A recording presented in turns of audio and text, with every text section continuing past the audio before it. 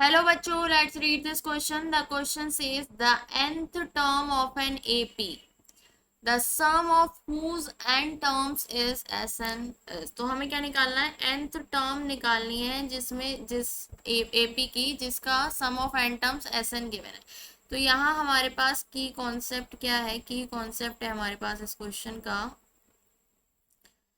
की concept is an is equals to a plus n minus 1 into d. ठीक है, an क्या होती है? an होती है हमारी nth term. nth term a होती है हमारी फर्स्ट टर्म और d क्या है? कॉमन डिफरेंस है. कॉमन डिफरेंस और n है नंबर ऑफ टर्म्स. ठीक है, तो अब मैं यहाँ पर सपोज कर लेती हूँ एक एपी.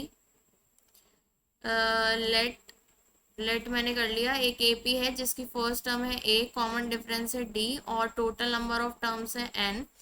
ठीक है, तो अब मैं क्या करूंगी, इस एपी को लिख लेते हैं. तो एपी अगर हम लिखेंगे तो एपी क्या बनकर आएगी? एपी हमारी हो जाएगी फर्स्ट टर्म ए, फिर सेकंड टर्म क्या होगी? उसमें एक फिक्स्ड नंबर ऐड होता रहता है, वो क्या है? D.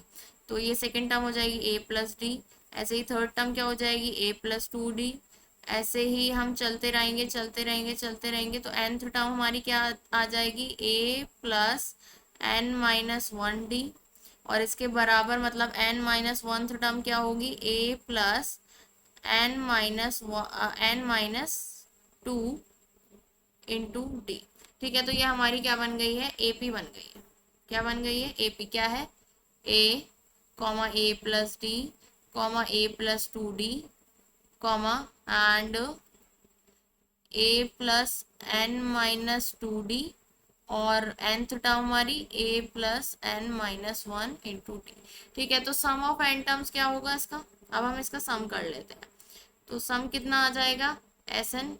N total n terms है तो एस एन कितना आ जाएगा? A plus d plus a plus two d plus plus a plus n minus two d plus a plus n minus one into d. ठीक है, तो अगर मैं क्या करूं, इस टर्म को हटा दूं, ये जो हमारी nth टर्म है उसको हटा दूं और बाकी बची हुई टर्म्स जो है ये इनका सम ले लूं तो क्या आएगा? इस टर्म को हटा दिया हमने तो ये कितनी टोटल टर्म्स कितनी थी हमारे पास? n थी. अगर हम एक टर्म यहाँ से हटा देंगे, एक टर्म अगर हम सम में नहीं लेंगे तो कितनी टर्म्स हो जाएंगी? ये यहाँ से यहाँ तक हो जाएंगी total n-1 terms.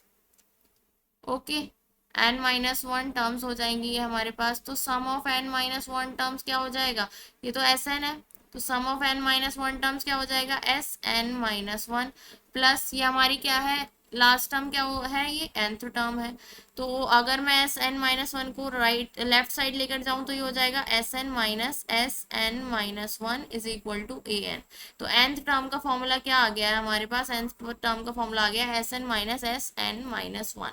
So the final answer is Sn minus Sn minus 1. Option B is correct. Hope you understood it well. Best of luck. Thank you.